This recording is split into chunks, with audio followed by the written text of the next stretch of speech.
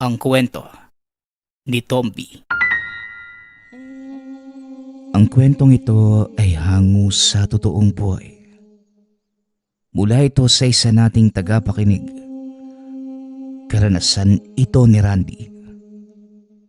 Walang eksaktong taon. Probinsya ng Bicol. Oh, ang aga mo namang pumarito iho. Tulog pa si Intoy. Pumasok ka na muna at doon tayo sa kusina. Nag-agahan ka na ba? Wika ng lolo ni Intoy. Natawagin na lang natin sa pangalang Nanding. Di pa nga po eh. Maagang umalis si nanay at tatay. Maghahanap daw sila ng pagkakakitaang pera para may pambili kami ng bigas. 2 araw na nga kaming walang makain. Gutom na nga po ko. Tugon ni Randy. Ganun ba? Tamang dito ka pumunta. Maupo ka riyan at pagsaluhan natin ng munting biyayang nasa mesa. Huwag ka nang mahiya. Kumain ka na lang. Muling wika ni Mang Nanding. Tuwang-tuwa ang matanda habang pinapanood ang batang kapitbahay. Matalik itong kaibigan ng apong si Intoy. Araw-araw naglalaro at palaging kasama saan man pumunta. Masaya ito. Dahil hindi mag-iisa ang apo sa mga oras na kinakailangang lumuwas ng ibang bayan para sa tungkulin bilang manggagamot. Magkalapit lamang ang bahay at minsan na itong natulog sa kanilang tahanan dahil naiiwan ng mga magulang.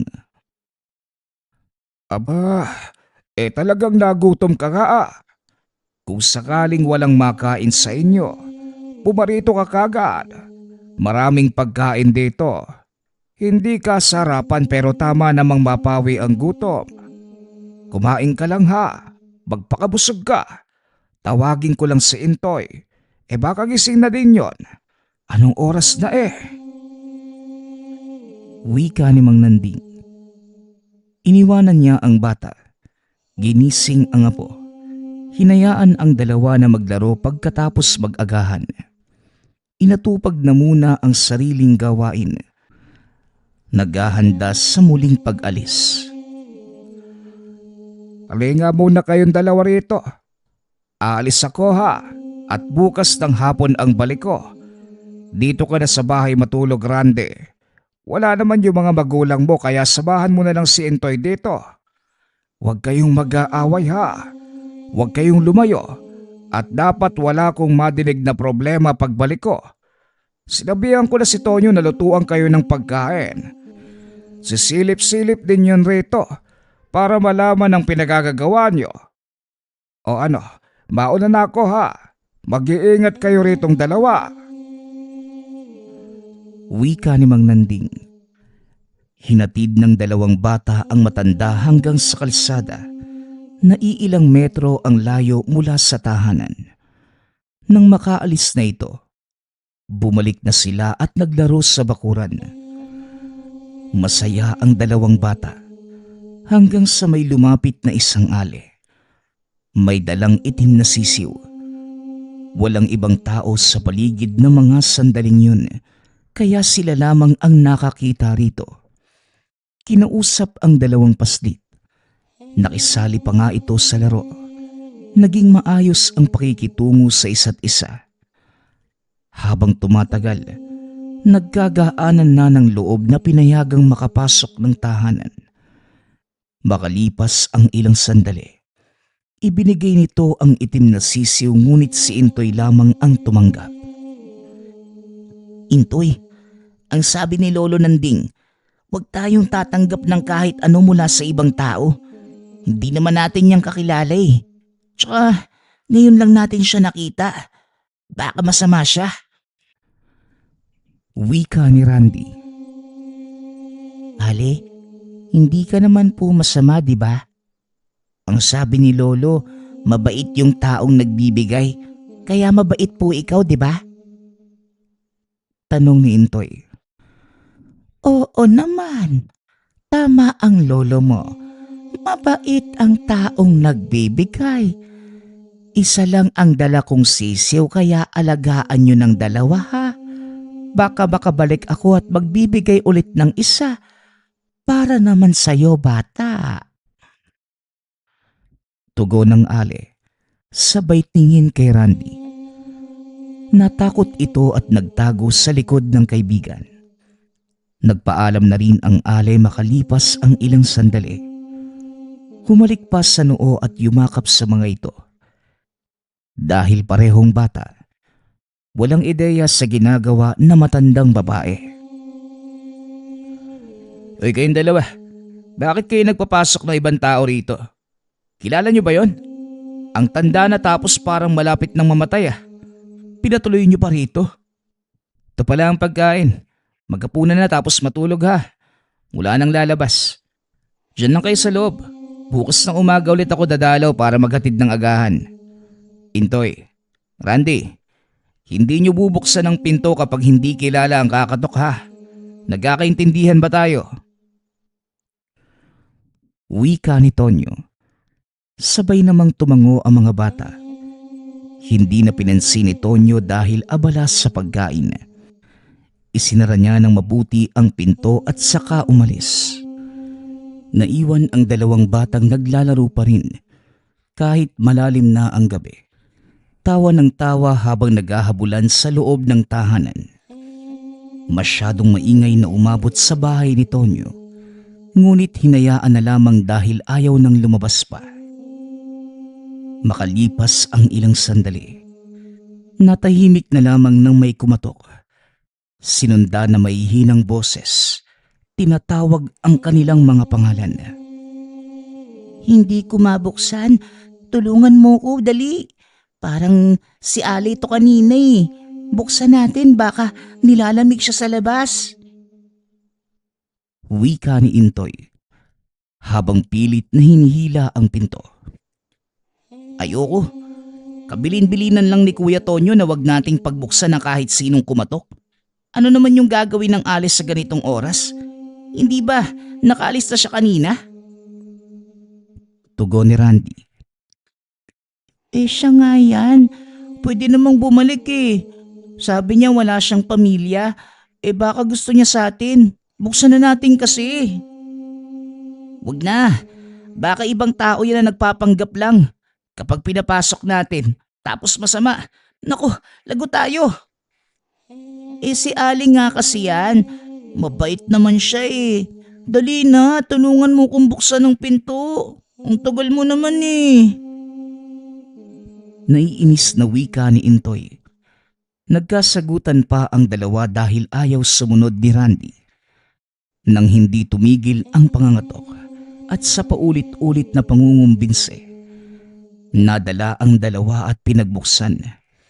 Bumungad yung matandang babae kanina na kagad ding pumasok ng bahay. Sabi sa'yo, Randy, siya nga yung Ali. Kilala ko yung boses niya. Lola, bakit po kayo nandito? Tanong ni Intoy. Wala akong mauuwian. Pwede bang dito muna ako kahit ngayong gabi lang? Aalis din ako bukas bago may makaalam. Oo naman po. Kami lang ni Randy at malaki ang bahay. Ali po kayo. Ituturo ko kung saan po kayo pwedeng matulog. Wika ni Intoy. Natuwa ang Ale. Sumunod sa bata papunta sa kwarto. May dalawang kama roon. Ang isa ay pinagsaluhan ng dalawa. Sa kabila naman ang matanda. Nag-usap sila ng ilang sandali. Kinukwentuhan hanggang sa makatulog. Pagsapit ng bandang hating gabi, nagising si Randy dahil sa mga bulong. Nakita niya yung aling nakaupo sa tabi ng natutulog na kaibigan. Nakapikit ito. Nakahawak sa kamay habang nagsasalita ng ibang lengguwahe. Nakatungtong sa dibdib ni Intoy ang itim na sisiw. Dahan-dahang umusad papunta sa bibig at pumasok. Nakaramdam ito ng takot. Nakatingin lamang at hindi nakakilos. Matagal bago natapos. Kagad siyang napapikit nang tumingin ang matanda. Kinabukasan, wala na ang Ale. Hindi nila naabutan. Tinanong ni Randy ang kaibigan kung may nararamdamang kakaiba sa ginawa ng matandang babae. Intoy, may ginawa sa'yo yung Ali kagabi. Hindi mo ba napansin? Hinawakan ka niya sa kamay tapos may sinasabi siya. Hindi ko lang maintindihan kung ano eh. May masakit ba sa'yo ngayon? Tanong ni Randy. Wala naman. Hindi ko napansin yun. Tulog ako eh. Umalis na yung Ali. Hindi man lang tayo hinintay na magising. May uuwian na kaya siya? Taga saan kaya yun? Tugon ni Intoy. Di ko alam. Sana hindi na siya bumalik. Nakakatakot siya. Para siyang halimaw. Huwag kang ganyan, Randy. Masama magsabi ng ganyan. Hindi ka siguro nakikinig kay Lolo Nanding noong pinangangaralan tayo. Ang bait-bait nung Ale pero bakit hindi mo siya gusto? Pag-uusap ng dalawa. Di ko alam. Basta ayaw ko sa kanya. Kung nandito lang si Lolo Nanding, pag-agalitan ka nun. Kasi ikaw yung nagpapasok sa matanda eh. Di natin kilala yun. Matandang babae na yun eh. Kung ayaw mo sa kanya, bahala ka. Para sa akin mabait siya. Binigyan pa nga niya ako ng sisiw. Teka, tignan ko nga sa kulungan. Wala na sa kulungan yung sisiw. Nasa loob ng bibig mo. Pumasok yung kagabi.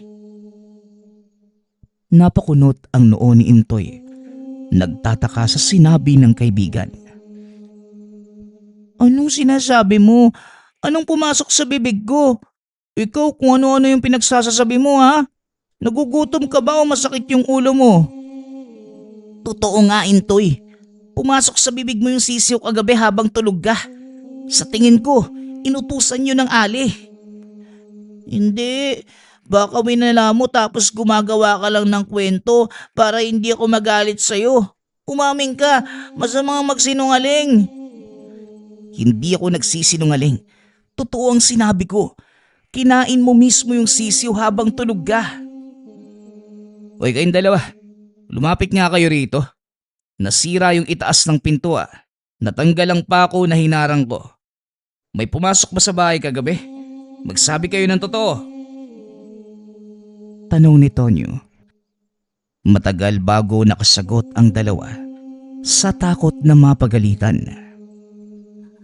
Naku, lagot talaga kayo sa lolo nyo. Kabilin-bilinan pa naman niya na huwag magpapapasok ng hindi kilala. Nagpaalala pa nga ako kagabi. Aba, napakapasaway niyo ah. Sige, isusumbong ko na lang kayo. Wika ni Tonyo.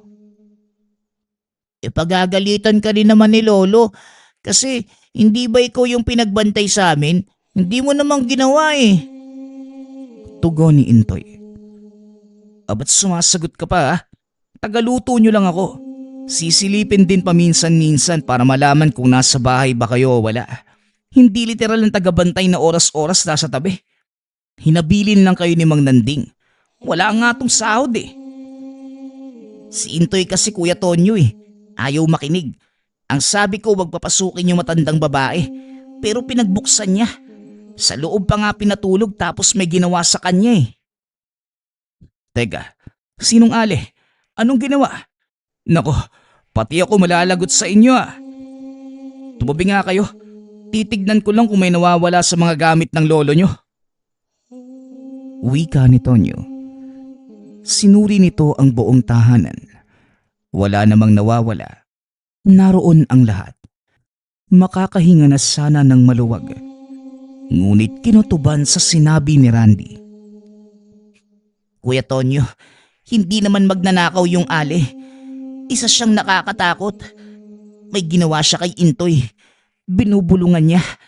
Tapos yung ibinigay niya na itim na sisiw, pumasok mismo sa bibig ni Intoy. Nangyari yun habang tulog siya. Wika ni Randy. Wala sa sariling napasambit ng santo si Tonyo sa sinabi ng bata. Nagkaideya na ito sa posibleng nangyari.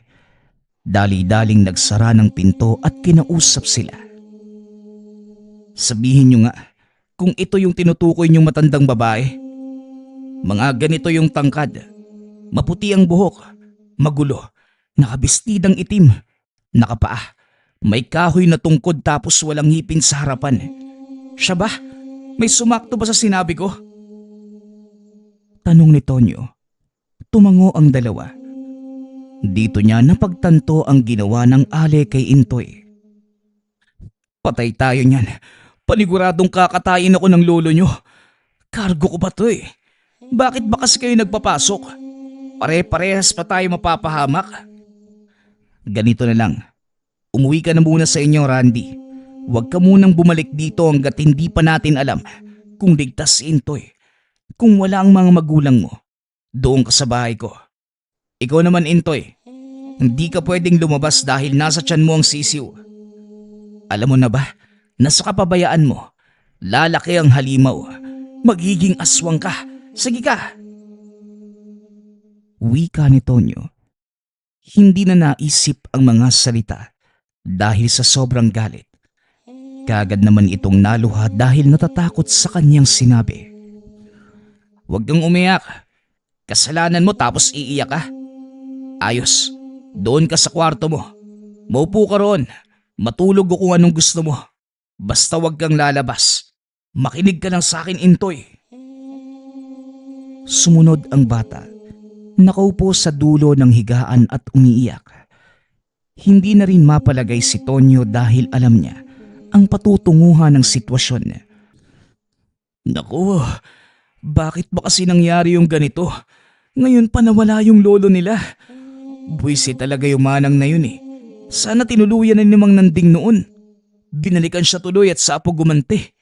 Ang tagal bumalik ng matanda. Sana ba yun umabot? Wika ni Tonyo sa sarili.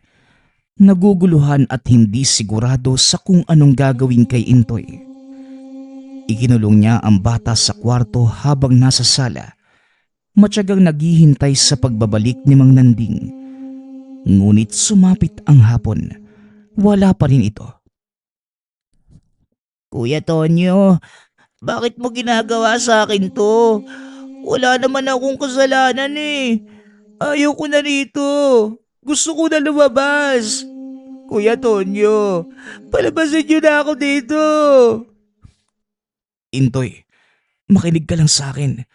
May nangyari sa'yo kaya kailangan kang ipasok dyan. Huwag kang mag-alala.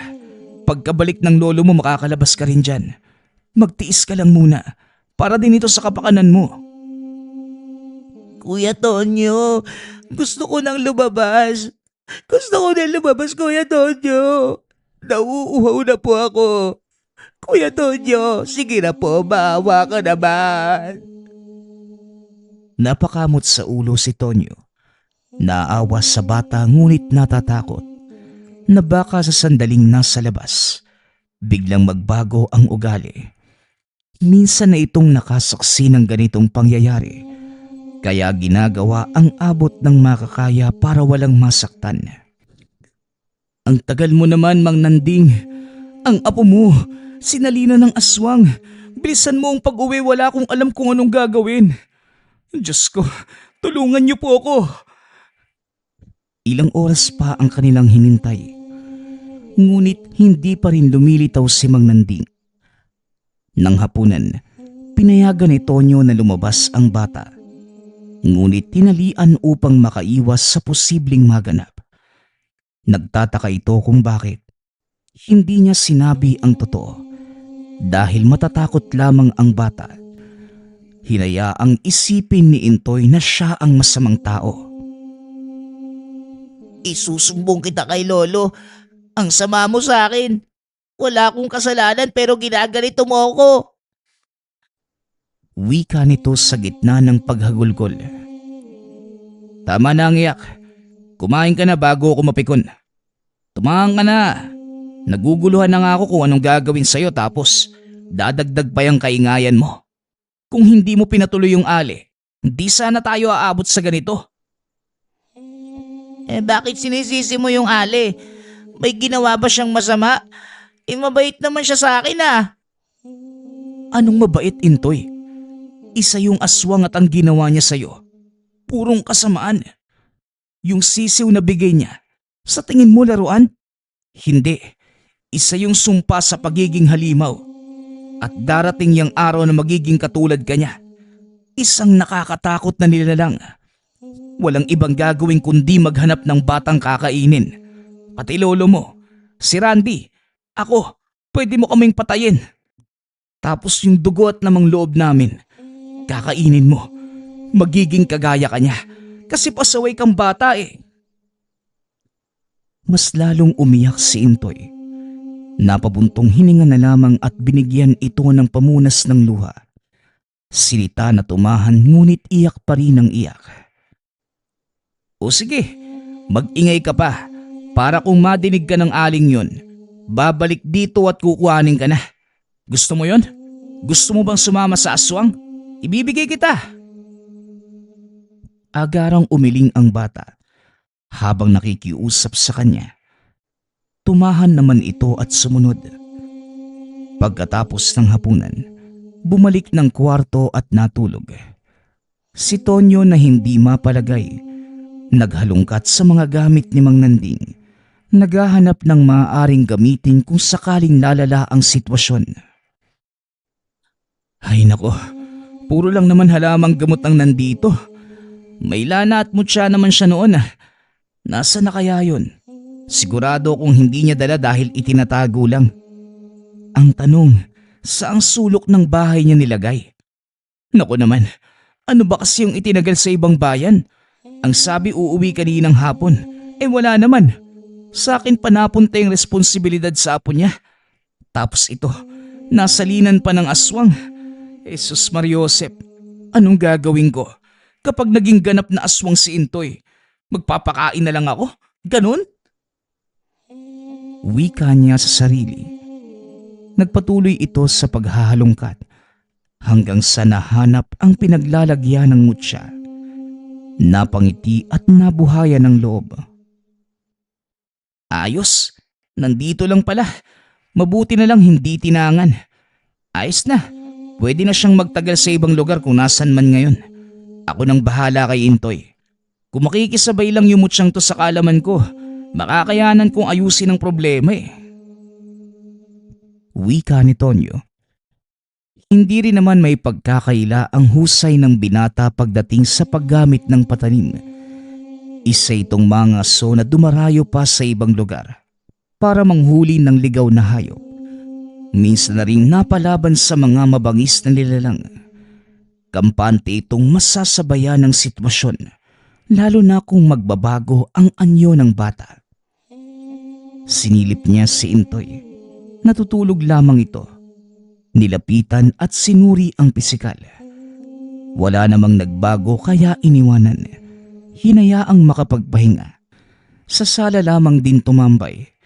Yung makikita kagad ang kwartong tulugan ng bata upang madaling masaklolohan. Ng mga sumunod na oras, unti-unti nang napapansin ni Tonyo na nagiging malikot ito sa higaan. Kaagad niyang binigyang pansin upang malaman ang nararamdaman nito sa katawan. Kuya Tonyo, nauuhaw po ako. Ang sakit ng lalamunan ko. Wika ni Intoy. Dinalhan niya ng tubig. Ngunit halos 1 galon ang naubos ay nauuhaw pa rin. Kinutuban na ito subalit na natiling kalmado. Inaalo ang batang naiiyak na naman. Bakit ganun, Kuya Tonyo? Nakainom na ako pero nauuhaw pa rin ako. Ang sakit po sa lalamunan. Nagiinit din po yung loob ng tiyan ko. Wika ni Intoy. Napatanda ng krus si Tonyo. Palihim na sumasambit ng dasal habang pinapatahan ang bata. Ilang sandali pa, nagreklamo na itong nagugutom. Dito siya mas lalong nabahala dahil hindi na nagugustuhan ang ordinaryong pagkain ay binibigay. Nang wala na itong makain, nagsimulang magwala. Intoy, makinig ka sa akin. Huwag kang ganyan. Hoy, tignan mo ko. Makinig ka.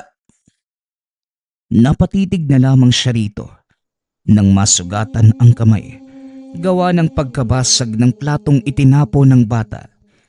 Tumama sa dingding at tumalsik sa kanya ang piraso ng bubog. Nang umagos ang dugo, nakita niya kung paano ito tumingin. Dali-daling pinigilan ng tinangkang lumapit. Iginapos at muling ikinulong sa kwarto. Muntikan ako dun, Intoy ah. Pambihira. Ang bilis ng epekto. Isang araw pa lang yung lumipas pero makikita ang kagad ng sintomas. Anong uri ng aswang ba yung sumalin sa kanya? Mananding, kung nasan ka man ngayon, umuwi ka na. Kinakailangan ka ng apo mo. Wika ni Tonyo habang nakikinig sa daing ng bata. Nakikiusap itong lumabas dahil nagugutom at nauuhaw. Dali-dali itong naghalungkat sa mga gamit ng manggagamot. Sa ikalawang pagkakataon, naghahanap ng pwedeng pampakalma sa bata. Naiinis din pagkalipas ng ilang sandali dahil puro halamang gamot at ugat ang naroroon. Paano ba to? Limitado lang ang kaalaman ko rito. Itong mutya, saka lang kung may sagupaan kalaban ng aswang. Tapos, sinasabi ko na nga ba may kulang pa rin eh. Diyos ko, pakihatid si Mang Nanding dahil hindi ko na alam. Wika ni Tonyo. Naguguluhan na ito sa mga nangyayari. Patuloy pa rin sa pagdaing si Intoy. Palakad-lakad na lamang sa loob ng bahay si Tonyo at natataranta. Nagkakalampagan na sa loob ng kwarto. Nagwawala ang bata. Nakailang silip na siya roon at nakitang nag-iiba na ang ugali. Habang tumatagal, nadadagdagan ng kaba at mas lalong naguguluhan sa kung ano ang gagawin. Nang mga sumunod na sandali, naagaw ang kanyang atensyon sa kaluskos sa labas. Dali-dali itong tumingin. Ganun na lamang ang galit pagkakita sa matandang babae. Lumabas siya at hinabol ito. Hindi tinantanan hanggang sa mahuli. Nangihina na ang matanda kung kaya't hindi na makalaban. Pinagsusuntok ito ni Tonyo. Pinaghahampas ng madampot na sanga. Pinukpok pa ng napulot na bato. Umandusay na lamang ito pagkatapos. Kasalanan mo to eh. Walang hiya ka. Ang bata pa talaga ang naisipan mong pasahan. Gumaganti ka ba kay Mananding sa ginawa niya dati sa'yo? Napatingin ang Ales sa kanya. Nakatitig. Tila hindi alam ang sinasabi. Nakalimutan mo na? Kung sa bagay, matanda ka na. Noong nakaraang taon, ikaw yung aswang na napadayo sa kabilang lugar kung saan kami nakikipesta. Wala kang takot na bumiktima sa isang bata. Tinugis ka namin pero nakatakas ka. Sumadya ka ba rito para doon? Nang madinig ito na matandang babae, dito napagtanto ng Ale ang katauhan ng batang sinalinan. Napangiti ito ng nakakaloko. Hindi ko akalain na darating ang araw na makakaganti ako sa ginawa ng taong yon. Ang tagal gumaling ng sugat na ibinigay niya sa akin. Apo pala ng matanda ang bata. Hindi ko alam yan. Ang sakin lang, gusto kong maghanap ng mapapasahan. Saktong nakita ko ang dalawang paslit. Hindi ko nakasa... Hindi nito na ituloy ang sasabihin ng pagsusuntukin ni Tonyo. Inilabas ang lahat ng galit hanggang sa mapatay ang matanda. Bumulagta itong wala ng buhay. Matagal bago nakabalik sa ulirat. Sa takot na may makakita ng bangkay, dinala sa lansangan. Hinayaang isipin ng lahat na isa lamang itong matandang pulube na namatay dahil sa hirap ng sitwasyon. Nang sumunod na araw, tinutukan ni Tonyo si Intoy. Mas lumalala ang sitwasyon. Nagiging magagalitin. Gustong lumabas. Nagwawala. Silang dalawa ni Randy ang sumama sa bahay. Naisipang humingi ng tulong ngunit natatakot na baka pag-isipan ng masama ang bata. Hindi rin makaalis dahil nababahala sa kalagayan, kaya hindi maiwan-iwan. Ang sabi ko kasi sa kanya, huwag tatanggapin yung ibinigay ng Ali. Pero hindi siya sumunod eh. Tapos pinatuloy pa sa bahay. Ginawan tuloy siya ng masama. May kasalanan ka rin eh. Kung sinabihan mo ko noong napansin mong kakaiba yung Ali, napigilan sana natin. Paano ba naman? Mga bata pa kayo. Walang masyadong alam sa mga bagay-bagay. Ito namang si Mang Nanding. Isa pa to eh. Sang lupalop na kaya ng mundo napunta. Diyos ko naman. Saktong natapos ang pagsasalita, nadinig nila ang boses na matanda. Dali-dali silang sumalubong at magkasabay na nagsumbong. Naguguluhan ito. Pinatahimik at isa-isang kinausap. Nang mapagtanto ang nangyayari, kagad sinuri ang lagay ng apo. Binigyan ng paunang lunas at pinagpahinga pagkatapos. Naagapan naman bago mag-ugat sa kalooban ang sumpa ng aswang. Ilang araw pa ito, Tonyo. Hindi kita masisisi sa nangyari dahil nautusan lamang kita. Huwag mong isipin na kargo ng iyong konsensya ito. Kasalanan ko rin. Hinayaan ko kasing maiwanan sa mahabang panahon ng bata. Nalasing kasi ako. Tapos napasarap yung usapan sa kaanak na matagal na ring hindi nakita. Maraming salamat ha. Nanatili ka sa tabi ng mga bata at hindi sila pinabayaan. Alam mo, Mang Nanding, naiinis ako sa'yo. Aaminin ko. 8 anyos pa yung si Intoy. Hindi pa gaanong hulmado yung isip sa mga bagay-bagay. Alam kong nasanay kang iwanan siya dahil makailang ulit mo nang ginawa yun. Pero ayos naman pag-uwi. Pero hindi sa lahat ng pagkakataon ganun eh. Kagaya ng nangyari ngayon. Yun na nga, Tonyo. Kaya nga maraming salamat talaga sa'yo. Hindi mo siya pinabayaan. Siya nga pala. Nasa na yung matanda? Sigurado ka bang patay na talaga? Opo, hindi ko na nilibing kasi natataranta ako eh. Dinala ko sa lansangan. At nang may makapansin, kagad namang inaksyonan ng mga otoridad. Sigurado akong natuluyan na yun. Kasi naisalin kay Into yung sumpa niya sa pamamagitan ng sisiw eh. Tapos hinang-hina na siya. Ni hindi nga nakalaban eh. Mas lalong nanghina noong tinapatan ko ng mutya. Kinuha ko pala. Hinahanap ko kasi alam kong kailangan. Binalik ko naman doon sa lagayan nyo. Ayos lang. Ginamit mo naman sa tama. O siya, pwede ka nang umuwi, Tonyo. Ako nang bahala kay Intoy. Nailabas na niya ang sumpa. Bubuti rin ang lagay niya sa mga susunod na araw. Wika ni Mang Nanding. Nagpaalam si Tonyo. Dinala ang batang si Randy sa pag-alis na tahimik lamang na nakikinig. Hinayaan nilang si Mang Nanding ang umasikaso sa apo dahil higit itong may alam sa gawain. Magmula ng araw na yon, nagtanda na ang mga bata. Napilitang maintindihan ang kahulugan ng hindi pakikinig sa bili ng nakakatanda. Buhat sa nangyari, kagad na itong lumalayo sa tuwing may taong lalapit na hindi kakilala. Nagsilbi itong malaking aral kay Randy at kay Intoy. Ang susunod nating kwento ay mula sa isa nating tagapakinig. Taong 1993, probinsya ng Iloilo. Isang kahig, isang tuka ang pamilya ni Elsie. Pagpadyak ng pedicab ang tanging kabuhayan ng ama, habang ang ina naman ay paglalabandera. Halos pinagkakasya lang ng mga magulang ang kinikita sa araw-araw. 3 silang magkakapatid. Si Elsie ang panganay. Ang tanging libangan ng mga ito sa tuwing walang pasok, makinood ng TV sa kapitbahay. Masaya na sila kahit man lamang makasilip ng palabas sa kapitbahay o sa tiyahin. Pwede ba?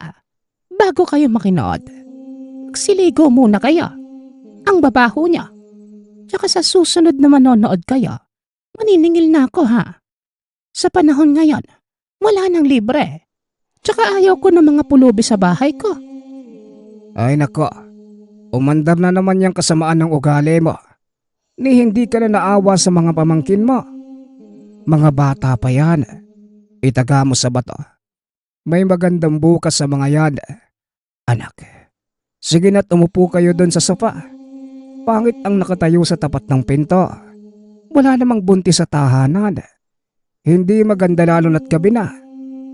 Pasensya na po kayo ha, kung nakakastorbo po ako. Ang ganda lang po kasi ng palabas eh. Hayaan mo po tiya, hindi na po ako makikinood. Maraming salamat na lang po Tio Berto. Pagkatapos magsalita, dali-daling tumalikod sa Elsie. Masama ang loob niya sa sinabi ng tiyahin. Kapatid ito ng ina. Ngunit iba talaga ang pakikitungo sa kanila dahil mahirap lamang sila. Sa paningin niya sa tiyahin, para itong bruha kapag nagsasalita ay lumalaki pa ang mga mata. Nang makauwi sa tahanan ay nakasimangot itong pumasok sa pinto. Nang mga oras na yon ay abala ang ina sa pagayos ng lamesa para makapaghapunan na sila. Tinulungan niya ito sa paghahanda. Hindi man maganda ang pakiramdam ay pinili niyang ayusin ang sarili para hindi na din makapagdulot ng kung anong gulo. Lalo pat ayaw ng ina na ganon ang pakikitungo sa kanila ng tiyahin. Pero kahit anong tago ng dalaga sa nararamdaman, napansin pa rin ito ng ina. Anak, may problema ka ba? Hindi na maipintay ang pagmumukha mo. Si Annalyn na naman ba? Hayaan mo anak, may araw din niyang mata pobreng yan. Siya nga pala, may binilin si Mrs. Joy. Kaya mo daw ba siyang tulungan pansamantala? Nasabi ko kasi sa kanya na naghahanap ka na mapapasukan ng panggastos dahil bakasyon ngayon. Sayang naman anak at mabait na incheck yon. Alam mo naman laging ako ang hinahanap niya kung may ipapalabada. Sige hunay. Pero hindi pa po kasi ako tapos eh. Alam mo namang hindi din ako matalino. Sana po hindi mahirap no? Anong trabaho po ba? Assistant po? Baka po taga-benta ng mga sapatos ang kailangan niya ha? Di ba po negosyante yun? Ano ba yung naririnig ko sa inyong dalawa anak? Hindi naman nagbebenta ng sapatos si Mrs. Choi. Madami yung mga negosyo. Baka kinulang lang ng tao. Di ba Weng? Tsaka anak, kung ano man ang trabahong ibibigay sa'yo, lagi mong isiping maging tapat ha. Kahit mahirap tayo, yun lang ang mapagmamalaki natin. Kagaya ng nanay mo. Gusto ng mga amo dahil hindi lang masipag, kundi dahil hindi sinungaling. Ay sas, sige na't maupo na kayong dalawa. Rodel at Abel, kakain na. Sige na't umupo ka na anak. Elsie, magpasalamat muna bago kumain ha. Ikaw na ang manguna anak. Gaano man kahirap ang buhay ay hindi ito naging hadlang upang magpasalamat sila sa Panginoon. Marami mang nararanasang hirap ay normal lamang ito sa kanila. Yun ang dahilan upang magsikap pa sila lalo sa buhay. Kinaumagahan, maaga pa lamang ay dinala na ng ina si Elsie sa pagtatrabahuhan. Naging maayos naman ang pagtanggap ng amo. Binigyan ito ng mga kakailanganin upang mapag-aralan. Ayon sa amo, mas gusto niya ang matapat at masipag kahit hindi nakapagtapos. Basta may determinasyong matuto. Ilang araw ang lumipas, naging maayos naman ang lahat. Maging ang tadhana ay umayon kay Elsie. Dahil sa pinakitang kasipagan sa pagtatrabaho. Tinulungan siya ng among makapagtapos ng kolehiyo sa gustong kurso. Lumipas pa ang maraming taon. Naging daan ang tulong ni Mrs. Choi upang maayos ang buhay ng pamilya ni Elsie.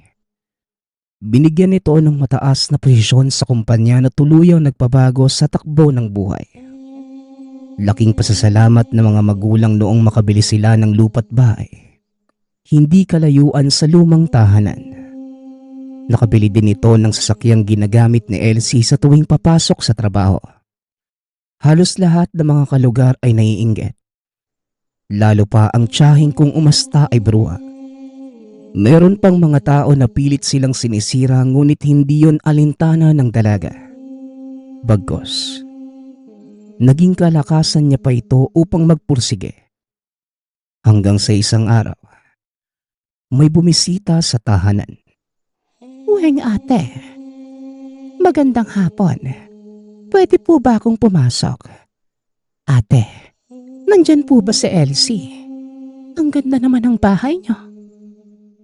Wala siya ngayon eh. Nasa trabaho pa. Bakit, Annalyn? May kailangan ka ba?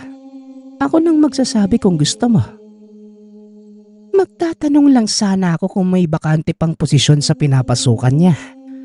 Alam mo naman na mahirap maghanap ng trabaho ngayon. Medyo nahihirapan na kami. Lalo pat may sakit ang asawa ko. Nagbabaka sakali lang na meron. Ganun ba? O sige, ipapatawag na lang kita kung nakausap ko na siya. Sigurado akong meron. Palagi yung naghahanap ng tauhan lalo pa ngayong lumalaki na ang nahahawakan niyang sangay ng kumpanya. Napatango na lang ang tiyahin. Pero dahil masama talaga ang ugali nito, imbes na magpasalamat ay kung ano pang masasamang salita ang nilalatag ng tiyahin at sinabing, porket nagkaposisyon ay kung sino na akong umasta. Sa kabilang banda, kinausap ni Nanay Weng ang anak. Ayon dito, kahit ano paman ang nagawa sa kanila, hindi dapat yon maging rason para hindi na tumulong lalo pat pamilya din nila itong maituturing. Kinabukasan, pinatawag niya ang pinsang si Morena. Pinapunta niya ito sa mismong tanggapan para malaman kung saan ito nababagay. Nais din niyang malaman kung ano ang mga kakayanan ng dalaga. Nay, sabihan mo na lang po na hanapin ang opisina ko ha. Sa harap ka mo ng butika. Tsaka padalhin mo na lang po ng mga kakailanganin sa pag-a-apply. Ako na po ang bahala. Anak, kung isabay mo na lang kaya, total dadaan ka naman sa kanto nila. Para na din makausap mo ang tiyahin mo. Anak, alam kong may galit dyan sa puso mo. Pero sana hindi yan maging basihan para hindi ka tumulong. Nay, hindi po pwede. Gusto ko din pong malaman kung desidido silang mamasukan. Tsaka, alam niyo naman po ang oras ng pasok ko. Matagal na panahon na ho yun. Wala na po yun sa akin. Siya nga pala. Ano nga po pala yung sakit ni Tio Berto? Sa isip-isip ng dalaga, kung sino pa ang mabuti ay siya pang nagkakasakit. Sandaling katahimikan ang pumagitna sa magina. Mag-aalas 6 ng umaga, habang nasa kusina ang mag-ina at humihigop ng mainit na kape. Bigla namang dumating si Tatay Dindo galing panaderya. May dala na masamang balita na gumimbal sa magina. Ayon sa ama, sinugod sa ospital si Tio Berto. Narinig niya sa kapitbahay na tila hindi na makakaligtas pa si Tio Berto. Dahil malala na pala ang kondisyon. Hindi na ilahad ng kapitbahay kung ano nga ba ang tunay na dahilan ng pagkakasakit. Bagkus ayon sa haka-haka, nagkaroon ng kaalitan ang asawa na siya namang agarang pagkakasakit nito. Nakaramdam ng kilabot si Elsie nang marinig na tinamaan ng sumpa ang tiyuhin. Sino naman daw po ang gagawa nun? Hindi na ako nagtataka kung kay Tia Annalyn nangyari. Pero bakit sa asawa niya? Napakabait na tao nun. Ano na pupuntahan mo ba si Tia sa ospital? Siguradong kailangan nila ng karamay ngayon. Magpasama ka na lang kay Rodel. Marami pa po akong tinatapos ngayon Kaya hindi ako makakapunta. Magdala na din po kayo ng pang-alalay sa kanila. Siguradong kakailanganin nila ng tulong sa pinansyal ngayon. Kami na ang bahala ng nanay mo, anak. May pasok yung kapatid mo. Tsaka mahirap na't delikado mga ganitong usapin. Hanggat maaari, wag na muna tayong lumapit sa kanila. Pwede naman siguro tayong tumulong kahit hindi tayo dumikit. Tama ang tatay mo, anak. Sa ganitong usapin, wag na muna tayong manghialam. Kami na muna ang pupunta doon at hindi natin alam kung sino ang nakaalita nila. Mahirap na. Ilang sandali pa. Dali-dali nang umalis si Elsie. Palagi itong maagang pumapasok dahil umiikot pa siya sa mga sangay na malapit sa lugar. Habang nagmamaneho palabas ng lugar, hindi niya maiwasang mapadaan sa bahay ng tiyahin. Hanggang sa napansin nito ang isang matandang nakatayo mismo sa tapat ng bahay ng tiyahin. Hindi niya ito pinagtuunan ng pansin. Bagkus nilagpasan niya ang lugar dahil nagmamadali na itong pumasok. Nangako sa sariling pagkatapos ng trabaho sa araw na yon, dadaan muli siya doon. Ilang sandali pa, narating na niya ang opisina. Pagkalabas ng sasakyan, nakita niya muli yung pamilyar na matanda. Nakatayo lamang at nakatingin sa kanya. Lalapitan niya sana ito at tatanungin ngunit bigla itong nawala. Napaisip na lamang si Elsie na baka guni-guni lamang ang nakikita. Mabilis na lumipas ang mga oras. Magtatanghali nang masipat niyang nakaupo ang isang babae sa labas ng opisina. Nang masiguradong pinsan niya ito, walang sabi-sabing niyakap niya yon dahil napansing madilim ang mukha ni Morena. Napilitang pumunta sa kanya dahil nangangailangan ng tulong. Kanina ka pa ba dito? Hindi ka man lang kumatok? Kumain ka na ba? Lika, kain na muna tayo bago kita bigyan ng dapat mong gawin. Ako na ang hahawak sa'yo nang sa ganun. Maalalayan kita. Salamat, ma'am. Makakaasa po kayo na aayusin ko po ang pagtatrabaho. Masyado namang formal. Ate na lang, Morena. Wala namang problema sa akin kung yun ang tatawag mo eh. Tsaka huwag kang mahihiya kung may mga kailangan ka. Siya nga pala, pwede kang sumabay sa akin sa umaga at sa hapon para makatipid ka sa pamasahe. Salamat po. Malaking bagay po ito para sa akin at sa pamilya ko. Matagal na po sana ako mamamasukan dito eh. Ayaw lang po ni Mama. Tsaka kung ano-anong sinasabi niya patungkol sa'yo. Kaya lang po kami lumapit dahil walang-wala na po talaga kaming matakbuhan eh. Tsaka itong si Mama, mula nang nagkasakit na si Papa, hindi na din namin maintindihan ate. Nagumpisa po ang lahat nung may mga nakaalitan si Mama. May ginagawa po siyang hindi maganda, lalo na po sa tuwing nagagalit. Napahagulgol na ito habang nagkukwento sa mga nangyayari sa tahanan. Sobrang nahabag ang dalaga nang makita ang mga kakaibang butlig ng pinsan sa balat.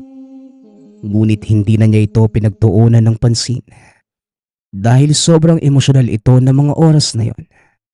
Niyakap niya ang pinsan para patahanin. Hindi maarte si Elsie pero tila may kakaibang amoy ang pinsan. Gusto niya sanang tanungin. Pero ayaw niya naman itong mapahiya. Napabuntong hininga na lamang si Elsie. Pagkatapos makapananghalian, pinagpahinga niya lang ito ng konti sa opisina. Binigyan ng mga pagsusulit upang malaman kung saan maaaring ilagay si Morena. Mabilis na lumipas ang oras. Tinignan niya ang relong nakasabit sa dingding. Nang masiguradong tapos na ang oras ng trabaho, nagpa siya itong ayusin ang mga gamit upang makauwi. Ilang sandali pa, kasama ang pinsan ay binabagtas nila ang daan pauwi. Dinaan niya muna ito sa tahanan ng tiyahin bago dumiretso sa kanila. Ate Elsie, maraming salamat po ha. Dadaanan mo po ba ako bukas? Anong oras po? Walang anuman. Maaga akong pumapasok eh. Mga 6:00. Ayos lang ba yun sa'yo? Tsaka Morena, napapansin ko yung mga butlig mo sa kamay. May nilalagay ka bang gamot dyan? Oo nga po ate. Hindi ko po alam kung ano ito. Kagaya din po ito nung kay Papa. Kaso ayaw maniwala ni Mama eh. Baka daw sa tubig lang. Sige na po ate. Mauna na po ko ha. Ingat po. Habang nagmamaneho, napaisip ito ng malalim sa mga napansin. May mga bagay siya na gustong malaman patungkol sa mga nangyayari sa pamilya. Hindi pa naman gaanong madilim na mga oras na yon. Kaya nasipat niya ang mga taong dumadaan. Lumabas si Elsie ng sasakyan. Nang bigla namang may humawak sa braso niya. Napapitlag ang dalaga dahil bigla nitong inilapit ang mukha sa kanya at bumulong. Kung ayaw mong madamay ang pamilya mo, layuan mo ang mga demonyo. Mag-iingat ka. Mag-iingat ka. Halos mawala sa wisyo ang dalaga dahil sa pagmumukha at amoy ng humahawak sa kanya. Akmang magsasalita sana si Elsie. Ngunit bigla siyang tinawag ng ama na nooy nakakunot ang noo habang nakamasid sa kanya. Anak, may problema ba? Abay, kanina ka pa dyan sa harap ng sasakyan mo. Akala ko naman kung ano yung ginagawa mo. Gusto mo ba tulungan na kita? Tatay, hindi niyo po nakita yun? Yung kaharap kong alay. Diyos ko. Wala naman akong nakita, anak. Ikaw lang ang nakatayo at mukhang ewan dyan. Sige na. Halika na at malapit ng dumilim. Sandali nga tutulungan na kita. Inalalayan siya ng ama sa pag-ayos ng mga gamit sa sasakyan. Sabay na din silang pumasok. Naupo na sa hapag ang pamilya. Sabay-sabay nilang pinagsaluhan ang mga biyayang natanggap mula sa Diyos Ama. Ilang sandali pa. Natapos na silang kumain. Biglang nagbukas ng usapan ang dalaga. Maging ang ina at ama. Ganon din ang sinasabi sa kanya. Naikwento ng dalaga ang mga nakita at napansin sa tahanan ng tiyahin. Maging ang mga naranasan. Habang nakikinig ang mga magulang, mariin din itong pinatotohanan ng ama na nakasaksi sa nangyari sa asawa ni Annalyn. Ayon dito, hindi na sila pinapasok pa sa ospital kaninang umaga dahil sa nakakatakot na sitwasyon ng bangkay. Madaming mga insektong lumalabas sa buong katawan. Napagpasyahan ni Nanay Weng na bigyan ng pera ang kapatid upang mapasunog na lamang ang katawan ng asawa. Tay, paano po kung magtawag na tayo ng albularyo? Kawawa naman po yung mga pinsan ko, lalo na si Morena. May napapansin po ko sa kanya kanina. Kaya hanggat may oras pa po tayo na po ang gumawa ng aksyon. Sige, bukas na bukas. Pupuntahan namin si Annalyn. Dindo, Kilala mo si Mang Pipay, di ba? Siya na lang ang ipatawag natin. Magaling yun magtukoy ng mga sumpa o gumagawa ng kung anong may kinalaman sa kulam o barang. O siya, sige. Pero kausapin mo yung kapatid mo. Kung minsan, naiisip ko na hindi kayo magkapatid eh. Kung anong kinaayos mo, yun namang sama ng ugali niyang Annalyn na yan. kinaumagahan. Hindi na pumasok si Elsie. Nagpaalam na muna sa trabaho at sinabing may kailangan siyang ayusin. Hindi naman ito nasita ng mas mataas sa kanya.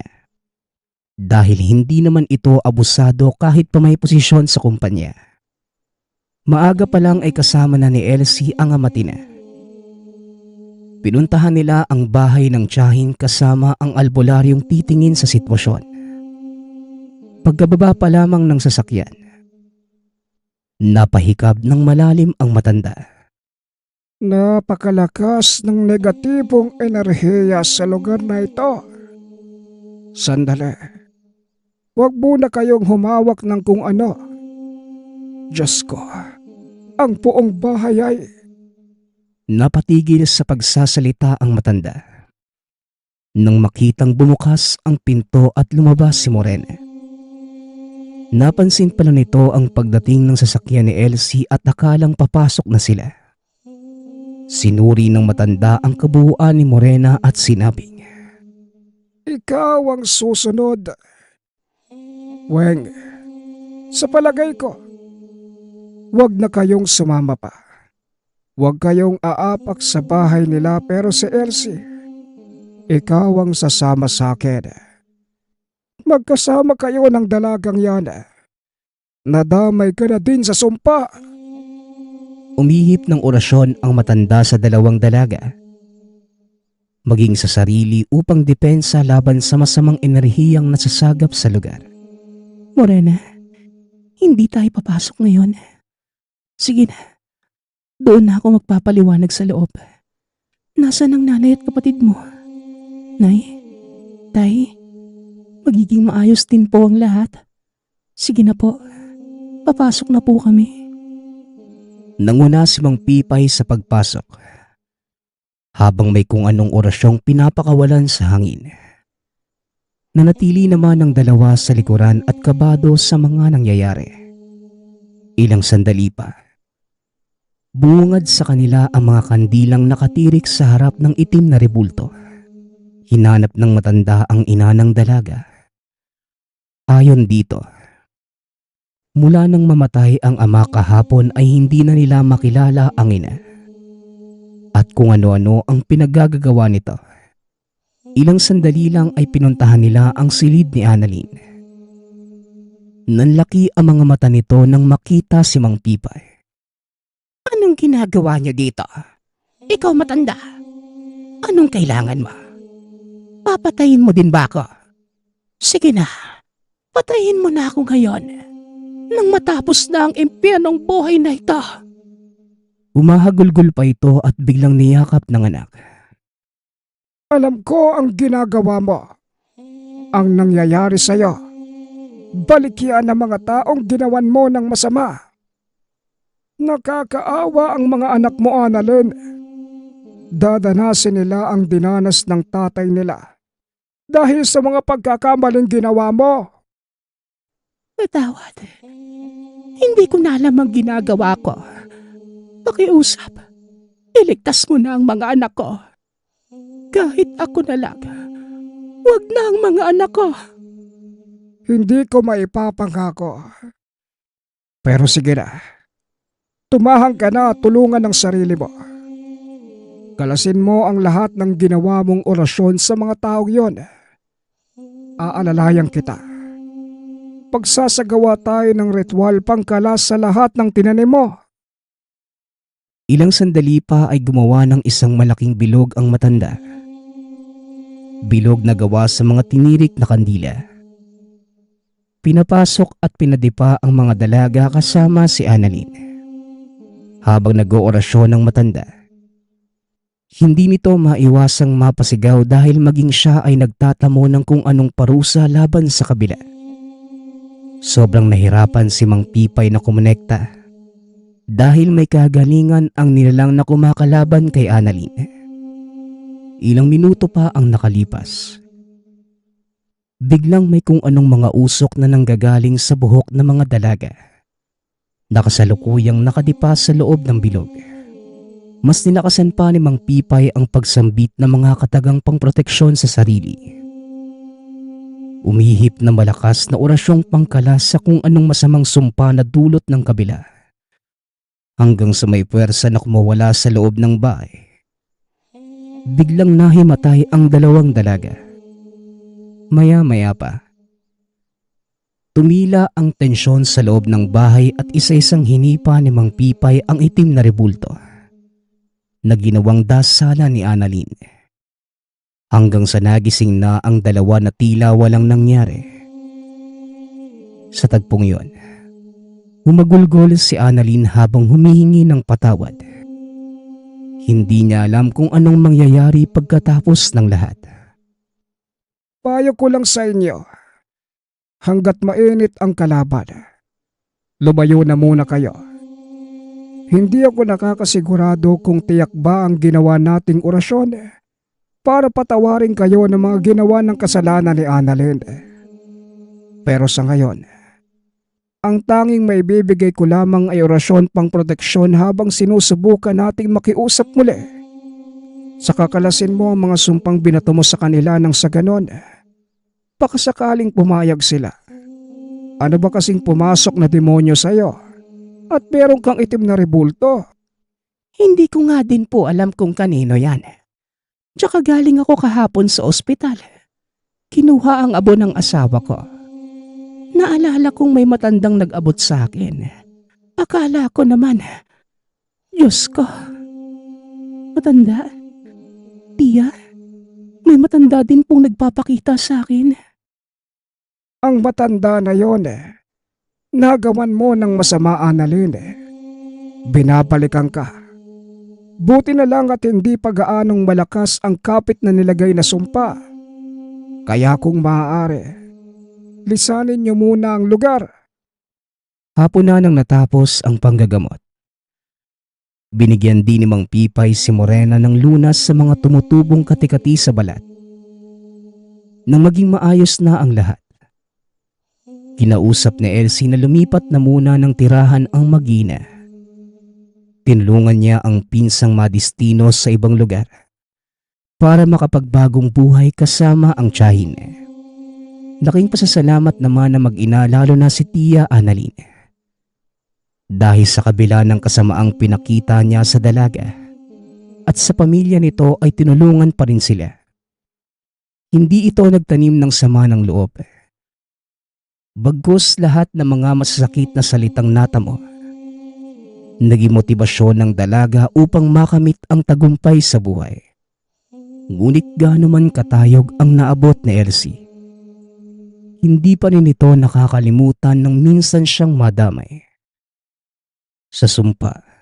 Nagpapasalamat nga pala ako sa lahat ng sumusuporta sa ating channel.